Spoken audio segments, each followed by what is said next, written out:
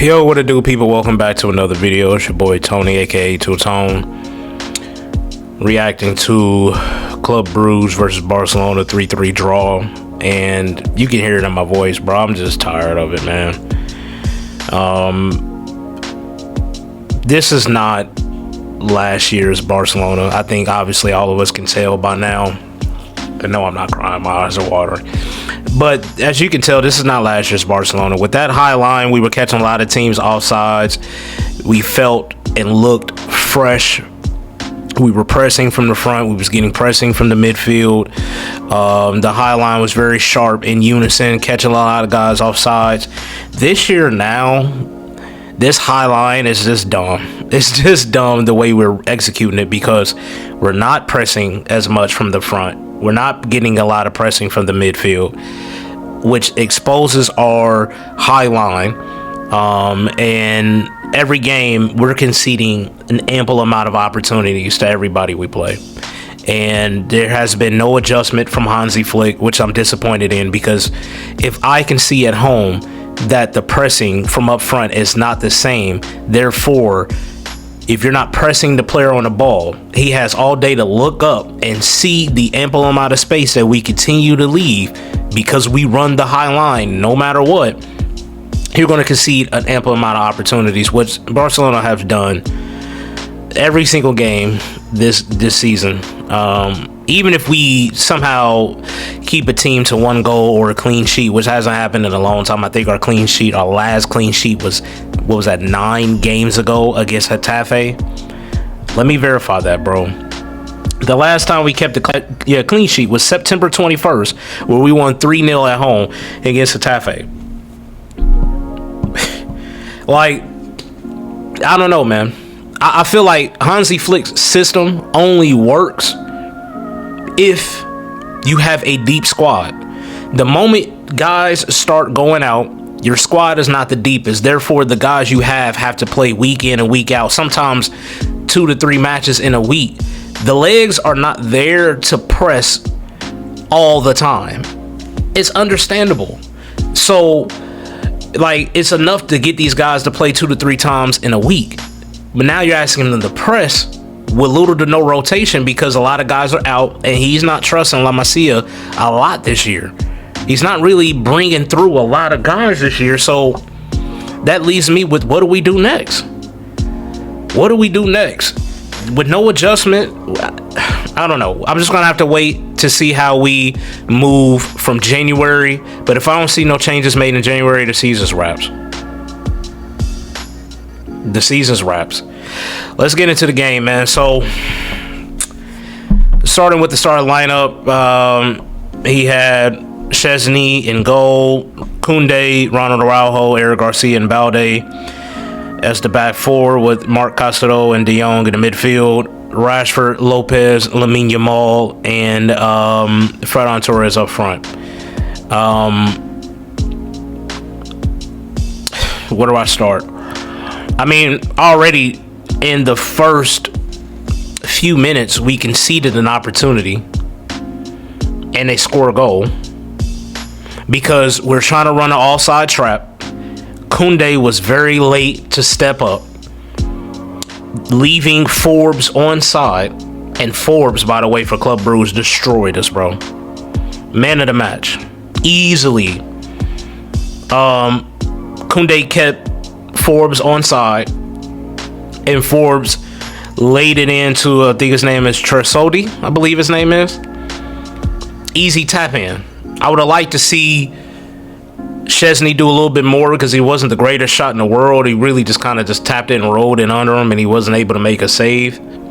But 1-0 to Club Brugge. And it's funny because right after they scored the goal, Barcelona comes right back. Great ball from Lamine Yamal to find Fermin Lopez. Fermin Lopez finds great pass in the middle to find Ferran Torres. Quick equalizer. Great goal. And then as we're going back and forth, off the counter of a corner, it's unacceptable. But they play a simple 1-2, and there's about 40 to 50 yards of space left open to attack. Forbes has all the space in the world. Even for Balde, he couldn't keep up. And he was able to score to put them up 2-1. And that's been the theme of this season. Any and everybody creates opportunities against Barcelona Highline. How I know you're a good team, a mid team, or a shit team is based on the fact of what you do with those opportunities that Barcelona is going to give you. We're going to give you opportunities. If you're a shit team, you're going to leave out of there with 0 to 1 goals. 1 goal. If you're a decent team, you get 8, 9 clear opportunities, you may get 1 or 2 goals. If you're a good team, you're scoring 3+ on this Barcelona team. It's as simple as that. It's as simple as that, bro. I said I'm disappointed in Flick because he hasn't made any adjustment. His style only works when he has a bunch of players in each position, so he can constantly rotate, keep guys fresh, therefore they can continuously run and press and run for the counter. The moment you don't have guys available and you're asking guys to play a lot more than what they have to do, this is what it's going to look like. And the fact that he refuses to make any adjustments just shows that game in and game out, who we play Celta Vigo this weekend, is going to look exactly the same. It's going to look exactly the same.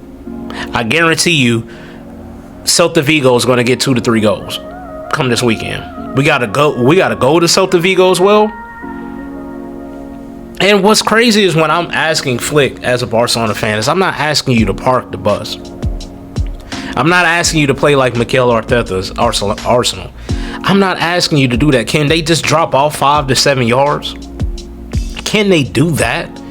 Do we have to continuously make it so easy for every single team we play? Is that now 9 straight matches? 1, 2, 3, 4, 5, 6, 7, 8, 9 straight matches now. We haven't kept a clean sheet. 9 straight.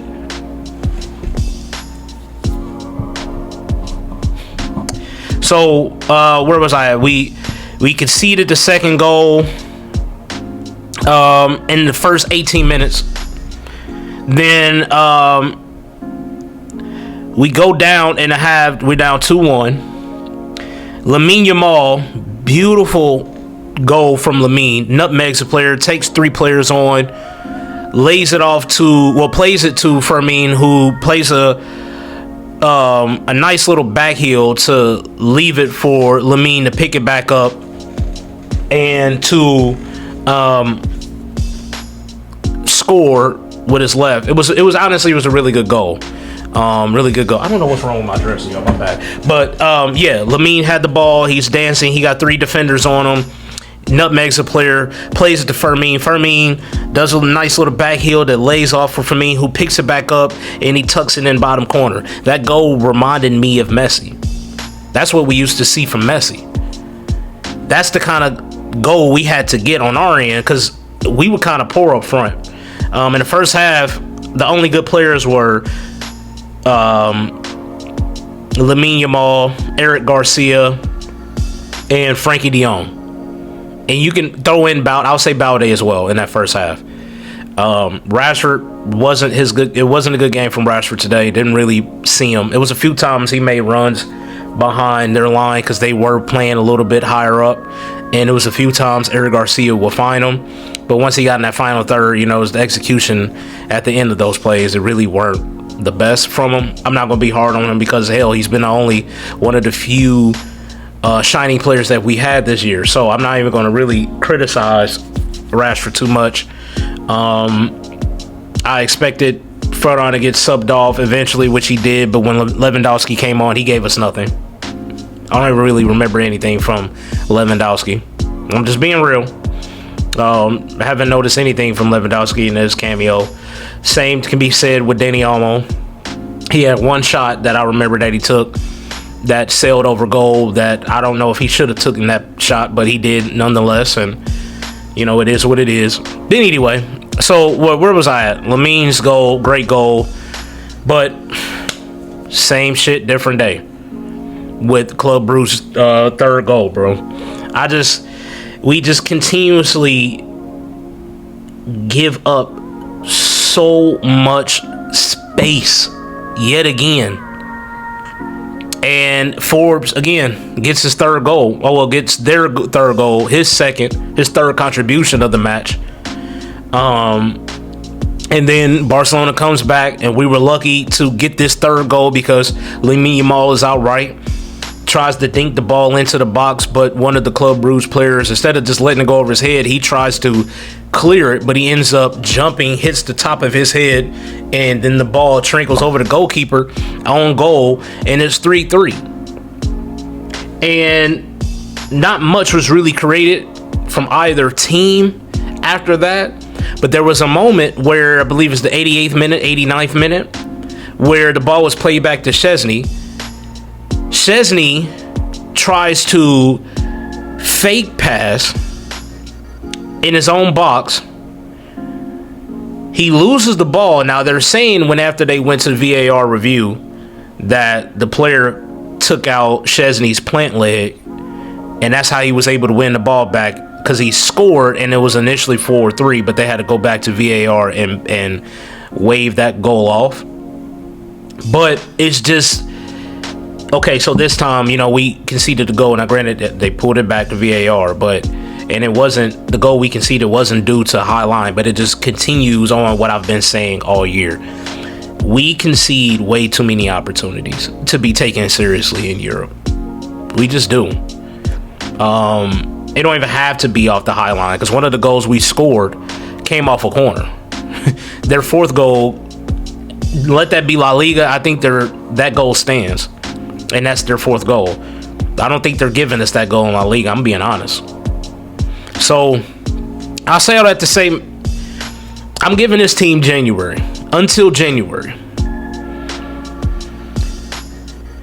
The month of January is going to tell me everything I need to know for the remainder of the season.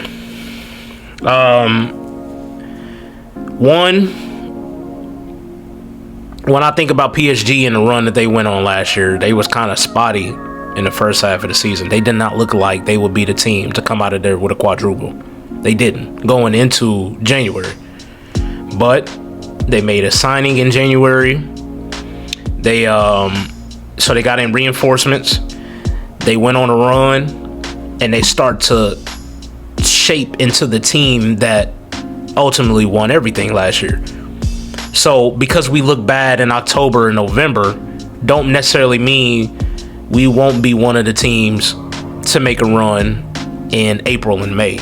But my issue is, if we don't do anything to change it, it's going to continue going into January and February, and we're not going to really win anything this year. So I don't know where we go with this. I don't know what's Barcelona's next move. The squad is depleted with a lot of injuries, and the guys that are available are playing way too much. They don't look as fresh. He's not too trusting in La Masia this year. So we're stuck in limbo because he's not going to make any adjustments to kind of help relieve our back line by kind of dropping off a little bit and then hitting them on the counter. He's not willing to. It's non-negotiable with Hansi Flick's high line. And it's non-negotiable to have your players press, but if they just don't have the legs. You know how many times I've seen Lamine Yamal and Fermin Lopez walking back? How many times I'm seeing Rashford and Marc Caicedo jogging? And I get it. They're tired. They're playing a lot of games. But if you're in this high line, high pressing system, your ass have to get back. I watched Bayern Munich yesterday against PSG. And the way that Bayern Munich looked, they run a similar system to what Barcelona is doing, but the way they're executing it is completely different. They look more fresh. They look more energized. You're getting pressing from all over the pitch. No team can sit on the ball and even think about what they want to do next because there's always somebody in their face. That was us last year. Yeah, that high line was risky last year. And we still conceded a good amount of opportunities because that's what's going to happen. But we always caught a lot of teams offside, so it bailed us out.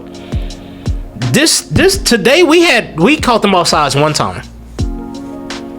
I thought the purpose of the high line is to catch them off sides or run a high line to shrink the pitch so we can easily press. But we're not doing that, and we're creating spaces. We're not pressing. We're not catching them off sides. So now we're just giving them 40, 50 yards to run into every single game. And if you're a good team, you don't even have to be the Europe's elite. If you're just good enough, and Club Brugge just good enough, you will punish Barcelona's back line. It's just simply not good enough. We need reinforcements in January, but I don't believe we will be signing anybody in January. So I'm going to give it until January, the end of January, and I will be able to evaluate to truly know, are we competing for anything this year, or this year is just going to be a dud and we're going to collect no trophies. So y'all let me know what y'all think on the match, because that was a mess. But it's what I expected, because that's been Barcelona this season. So I do appreciate y'all for watching this video. If y'all agree, leave a like. If you don't agree, comment down below where you disagree with me at. Let me know your thoughts on the game as well.